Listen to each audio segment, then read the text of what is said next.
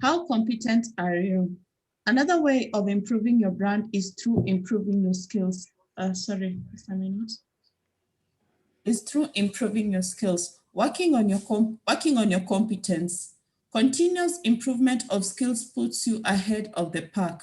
This is one of the surest way to always improve your branding. Some of the most respected leaders first demonstrated their competence in their trade. They won the admiration of their comrades within the industry and developed a fan base.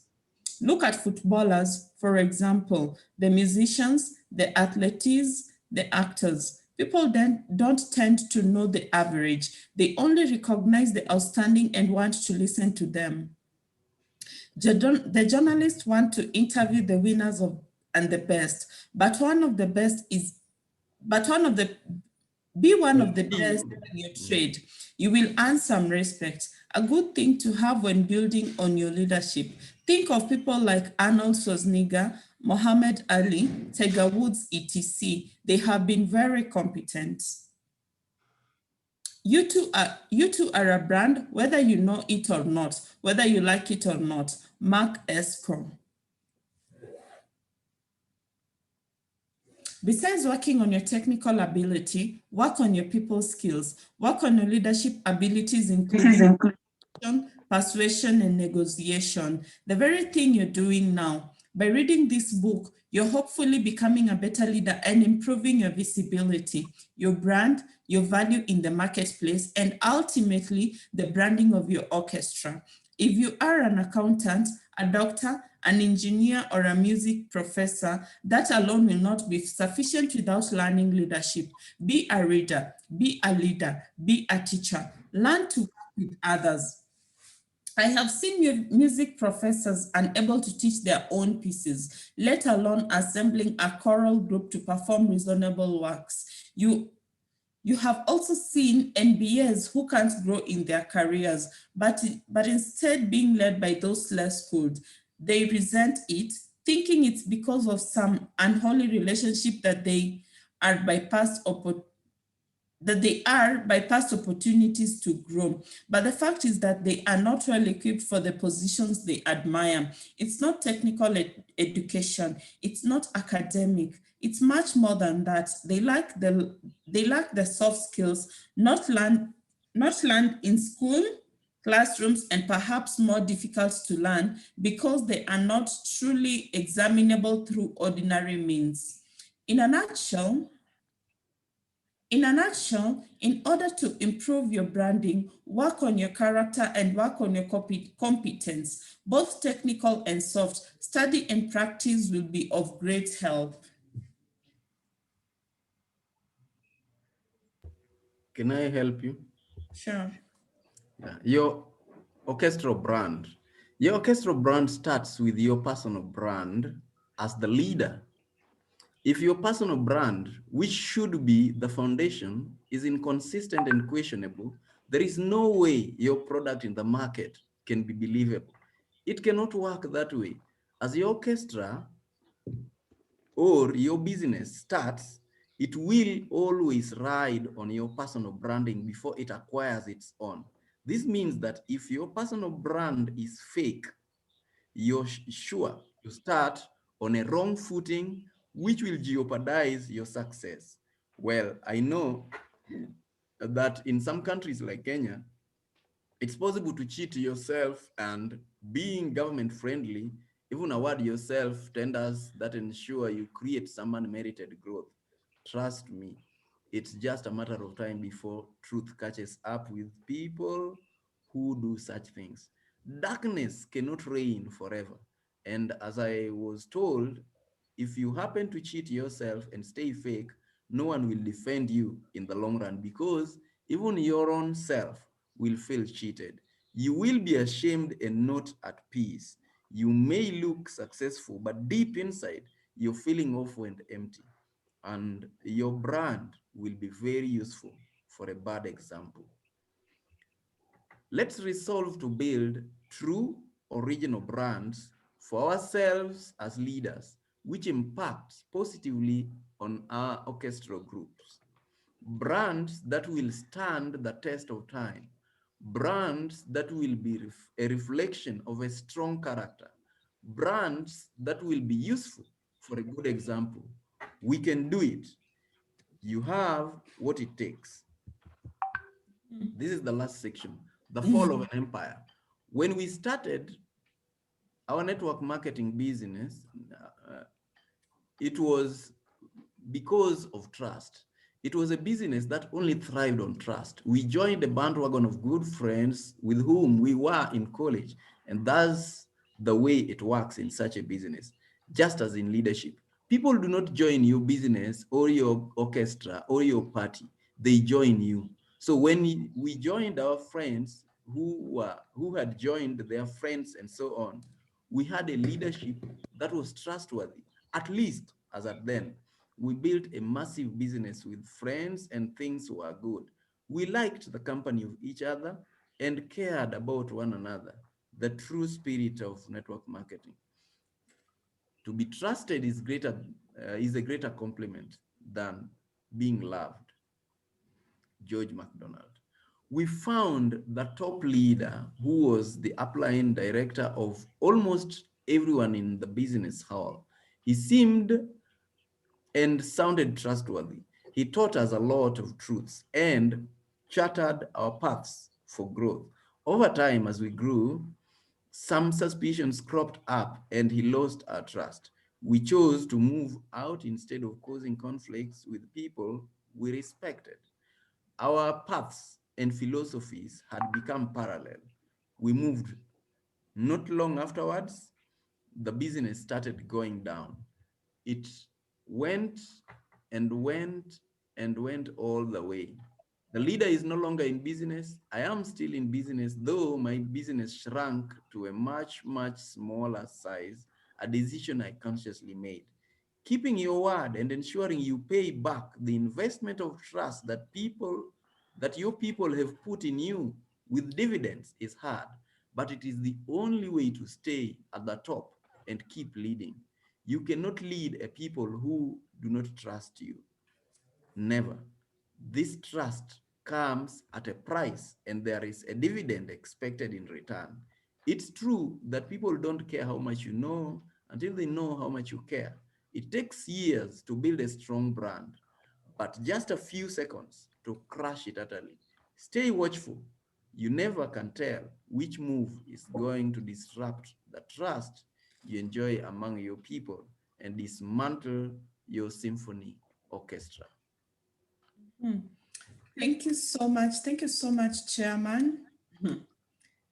I love this quote. It takes years to build a strong brand, but just a few seconds to crush it utterly. There's a story that is told. Um, there's a story that is told about two friends. They were very good friends, best friends actually. And then one day, one of these best friends, let's say the best friends were X and Y. So one day Y decided to expose X, like all the secrets they were sharing and everything. X had trusted Y, Y had trusted X. But X was not trustworthy. So X went out and started spreading rumors, lies, and truths about Y. And Y was really, really hurt. A friendship that they had built for 20 years, X built it in less than a day. And so they went to someone to help them, to mediate between them. And this person told X to take a pillow, cut it. You see, there's cotton in a pillow, and then walk on the road while throwing it. And then the next day to come and collect it and make the pillow. And Y was like, number one, X was like, number one, when I come back, most probably I will not get the cotton that was in this pillow. And if I get, it will be mixed with sand, dirt, and everything. And then this mediator told this person one thing. He told the person that, you see, you've already broken trust. You see, the moment you break trust, you can't build it to how it was before. You just can't. People cannot trust you again. So learn to stick to your word, learn to stick to your brand, because you've already built your brand on trust. Learn to be trustworthy. Let it be you. When people talk about you, what do they say about you? Is this person trustworthy? Can I go to Maina Muturi and open up and tell this person this, and I will not hear any word from any person? Let us learn to be people who are trustworthy. Let us build our brands on being trustworthy. So I want to know your takeouts, and I will start by Maina Muturi. Welcome all you who have joined us after tumesalimiana. Karibuni sana. Maina Muturi, please, what is your takeout on this?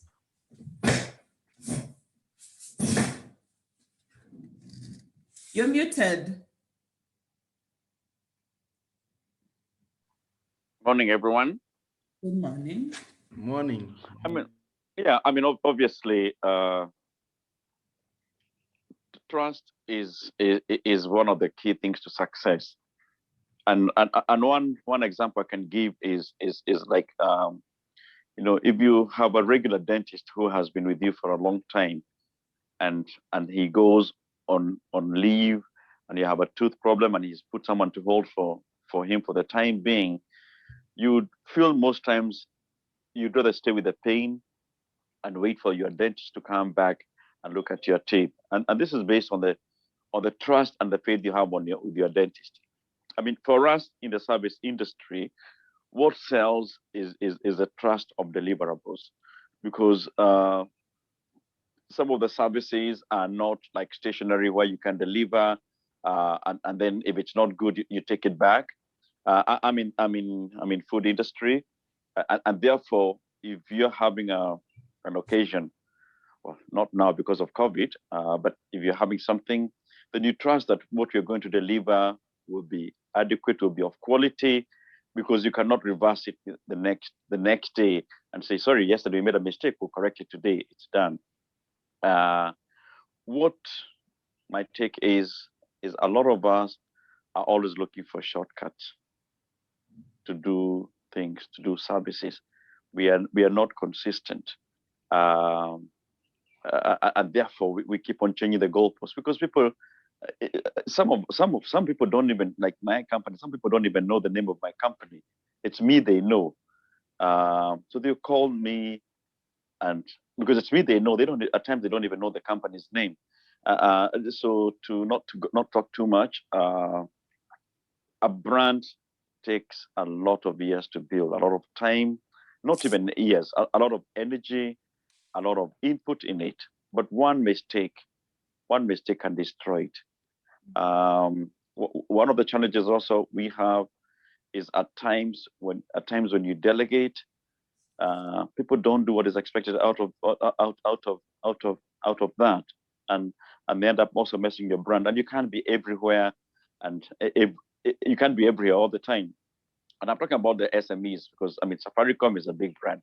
As we are the small brand that are almost like Patel in Biashara Street. Yeah, but it takes a lot of effort, and it's continuous. It just never stops. It's a continuous thing. You have to keep on building it, because it's never built to 100%. Yeah, thank you. And I'm glad to be in this meeting. I told Paul I'll join as much as I can, then I can dash to work as well. Karibu sana. Thank you for joining. Asante. Now, guys, remember, from the word go, we say that leadership starts by you. So this brand that you're building, you see, you can't build a brand outside of you. It is you that people are going to know. It is you that people are going to see. So I just want to know, no, first of all, Otieno Paul Peter, I cannot continue without you telling me your pick out, because you're the writer of this book. I want to pick your mind. When you're writing about this, I know you do so much in branding, you teach so much in branding, but when you're writing this particular script that we have read, what was going through your mind? You know, throughout my childhood to date, I related this, I think, at the beginning of the book, that my interest in leadership started early. And then it also somewhat coincided with my interest in business. And I learned that much of what happened was not because of anything else. I did not have any advantage. The starting advantage, maybe which school you went to, which networks, whatever. But the only thing that kept helping me was people would believe what I tell them. If I say this, I have a problem going against what I said. And I often say that even if I tell my children that if you do this, I'll cane you, then if they do it, I cane them just because I said, because I cannot do something that I did not say. And I learned that if you do not build some level of consistency and trust in people you lead, they will not be loyal to you. And just like you started by saying that story, relating that story of friends who betrayed each other, one thing I learned is loyalty. Loyalty, building that loyalty takes quite some time. It takes, and that's why we see some politicians have been consistently at the top for long, because they've built some loyalty, they've built some fan base. Now, as my friend Maina Muturi has said, and we said it at the beginning, and even last week we said, a brand begins with us. When you are starting up an enterprise, it starts with your name. It is you whom people know. And because you infuse this value into your organization, into your orchestra, and we are using the symbolism of orchestra here because the way an orchestra works is such that the output must be sweet enough, must be something that's palatable, must be something that is nice to hear. You see the music that comes out. We do not hear some noise. There are different people doing different things at different times, but we hear the beautiful output. And that is the way an organization needs to work. We have an organization like is talking about food industry. Somebody will go to the market, somebody will go do this, somebody is going to arrange the venue and all these other things. But by the end of the day, they work in synchrony to give an outstanding output, and people say that event was fantastic. For that to work, it starts with my own brand. People bought me, and so they believe that I'm going to deliver what they expected. And then we've been able to infuse this brand into our group, into our team. And so we are all working in synchrony. Everyone is doing everything just as it's supposed to be. And by the end of the day, we deliver. And if we deliver it once, people will believe that was a fantastic delivery. And we do it again, and we do it again, and we do it again. And then that name, well, let's call this our organization ABC. People start believing that those ABC people, they always do a good job because of that consistency. And that is what branding is. And that's why when we go buying, for example, LG, there is something that we know about LG that makes us buy it. I often give an example, for example, this one of phones, uh, like uh, like Huawei. I've used Huawei for like 10 years. Why? Because every time I buy it, I know it's not something I'm going to break anyhow. Yeah, somebody drops it, whatever, and it breaks, and I've got to replace. It's reliable for me. The same thing I talk about Dell computers. I've used them for all my life, using the laptops from Dell. It doesn't matter what people tell me. I go look for laptops, and I'm looking for Dell somewhere. Oh, we have Lenovo. Oh, we have HP, whatever. I said, no, no, no. I just want that. Why? Because they've bought me. I've trusted that brand. The same way we've got to trust, we've got to build brands that are trusted because they know the value that we give. It is not just what we say, it is what we give, it is what we are. And that's why we started by saying it's okay to be odd. If you are just like any other, then there is no reason somebody is going to look for you specifically. They will go look for, they will go to the nearest. Yeah, they will go to the nearest, the one they can reach fastest, because you are just the same. But if you are you, then somebody will traverse a whole destination, a whole distance just to come to you. I often give this example also with ladies going for salon. You realize that somebody is in Kikuyu and goes all the way to Kitengela because her saloonist is there. You see, specific one. Now I know, like Noel, you go to yours specifically. You can't just change because there is some value that you attach with that. This person touches my hair in a particular manner. It Mm, works like that. So that is part of what should come out in this particular section. And if we fail to build a brand, then everything else dies with us. And that's why we are saying everyone else is a brand. Everyone, each and every one of us is a brand. mm, The mm, question is whether we are the brand we want to be or we are not the brand we want to be. mhm. And everything we do makes us either build into that brand or damage that brand.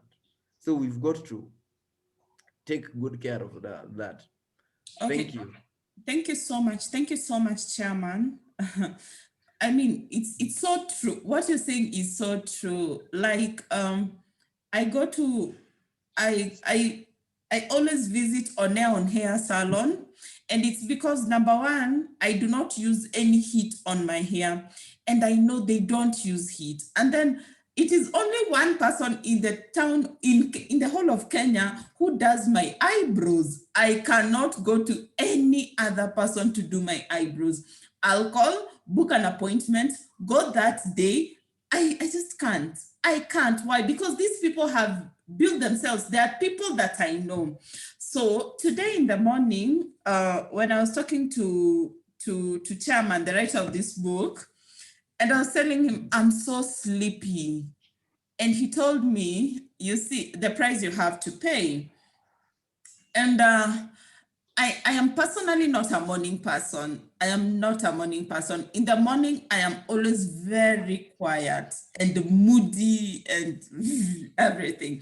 But you see, I have had to step out of my comfort zone to build myself. So I just want to know, what are you doing to build your brand? What are you doing to build yourself? Because you have to stand out. Even when you're going for an interview, you have to stand out. You can't just come here and then you're telling me, I've done counseling. I want to come and cancel, good. And then someone else comes and this other person tells me, I've done counseling, I have done this, I've done this. At the end of the day, they have an advantage over you. So what are you doing to build your brand? Because remember, we have said the brand starts by you, me, I, and even leadership starts by you. So what are you doing to build your brand? Patrick, can you please share on that? Good morning, everyone. Morning. Good morning. Thank you to be here, and sorry for coming late. I had another class which delayed a little bit, but that's okay. As you're saying, the first person who gets seen or noticed is yourself. So before you build any brand, it is people will buy you first. Once they've bought you, and by buying you, they'll have looked at your values, your principles, then they see if they are congruent or if there is a match, then they will buy you. So what I'm doing personally to build my brand is, as Paul Peter had said initially, what you promise, please try to deliver. Then and ensure that the values that you have or the values that you seek are values that when people see them or when people see you, they'll be able to relate the values with you. They'll be able to ascertain that this person, what he is delivering or what he's promising to deliver, he actually delivers that. So I'm going out of my way trying to read on how I can improve my personality, how I can do things better, how I can work efficiently to ensure that I deliver to my clients, and not only to deliver consistently as a good brand, so that the loyalty can continue, not even now, but also in the future. That's in a nutshell what I can say. Okay, thank you so Yes. much. Thank you so much. Annette Wanjala, kindly share with us what you're doing to improve on your brand. I think Annette said she's in a position Oh, unable. sorry. She said she cannot talk. Emily Wakasa. Morning. Good morning. Morning. I'm well, although I also came in a bit late, but it's always eye-opening to be on this platform. Personally, for many years, I've been doing so many things. I do this, I do this, I do this. So in realization that I have strength in doing business coaching, I'm honestly now focusing on it, trying to acquire all the knowledge I have, because I know I have people around me who trust me for anything. They can call you for this even before even finding out what you really do. So I wouldn't want my encounters with them to leave them empty. That's the greatest challenge. So I'm putting in more effort to interact with so many people who've gone ahead of me in terms of the business coaching. Of course, I'm not a good reader, but let me just confess. But because I have challenges reading, I'm trying to go audio. I would prefer to listen to content, and that's what I'm working on. And yeah, that's what I'm doing. Thank you. Karibu sana. Dr. Eda Tatu. How are you?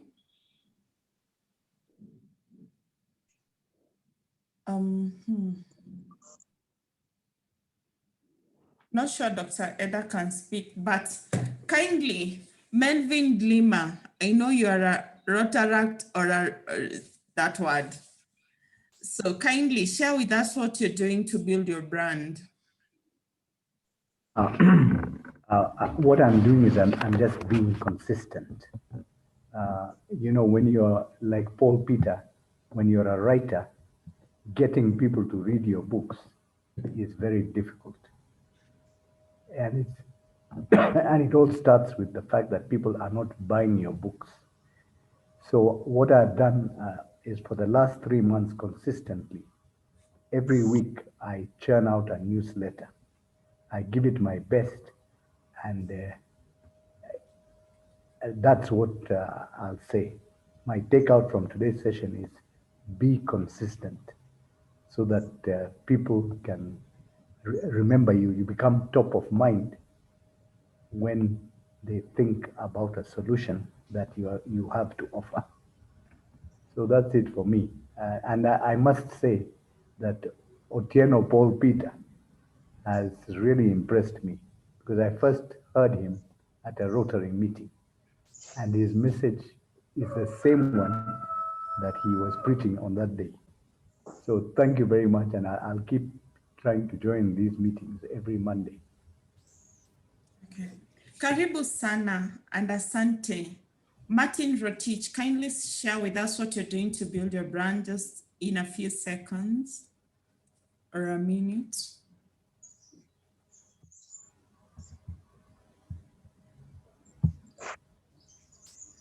Okay. Can I move to Jackie Njero? Are you able to speak and share with us what you're doing to build your brand?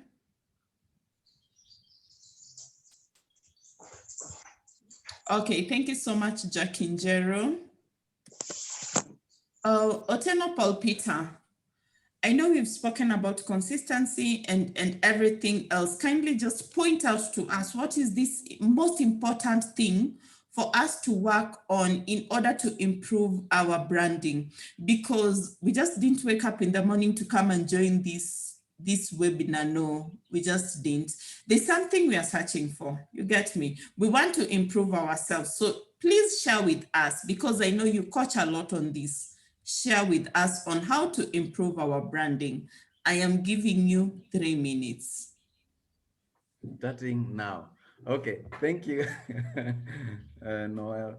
I'm glad to hear what I'm hearing about, like Emily said, she's done lots of things.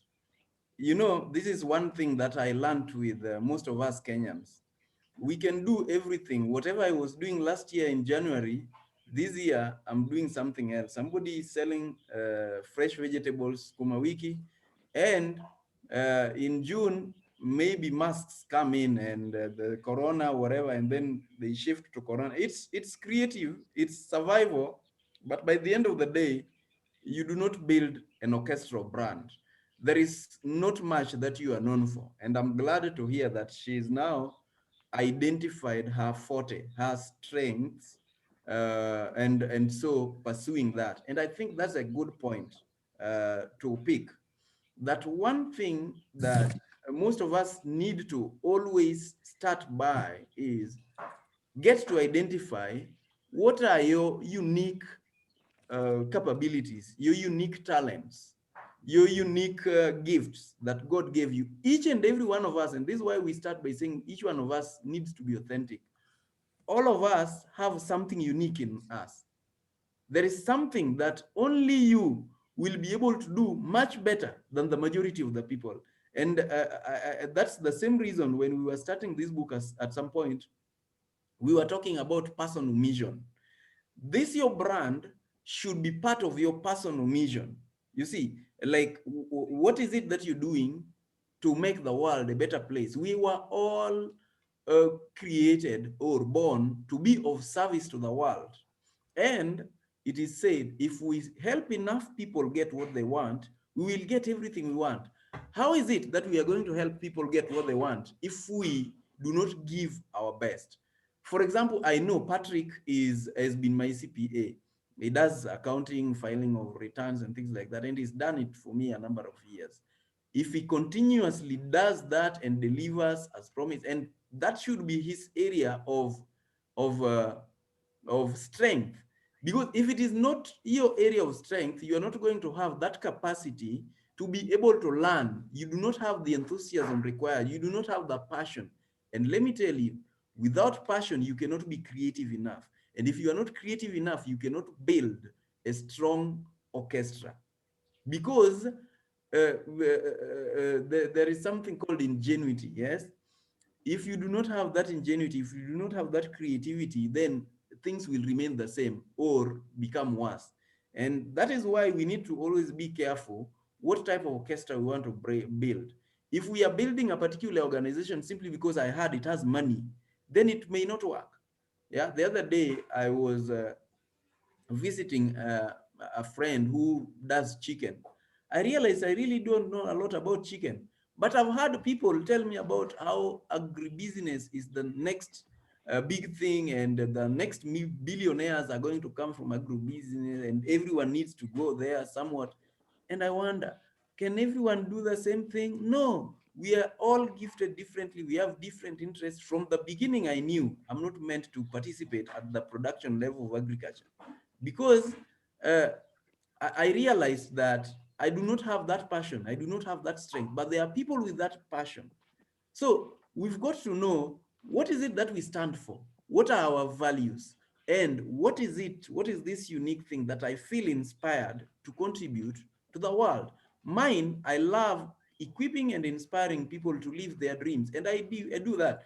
And when you identify this, you realize that you will do it whether you are being paid or not being paid. And whenever you get an opportunity to do it, even if somebody is paying you, you will do and give much more than you paid for.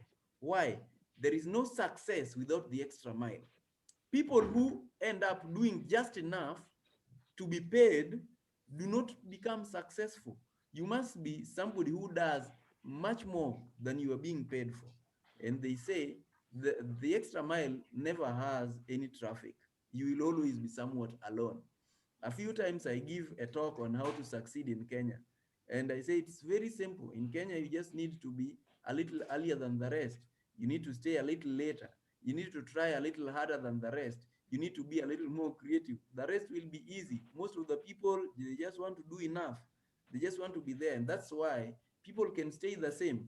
You are selling a particular product which everyone else is selling. Why should I come to you? Are you uniquely gifted in delivering it? Are you more passionate about it? What is it that is going to drive me towards you and not the other person?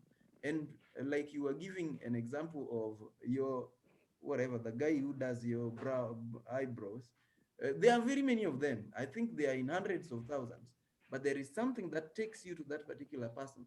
It is the same thing.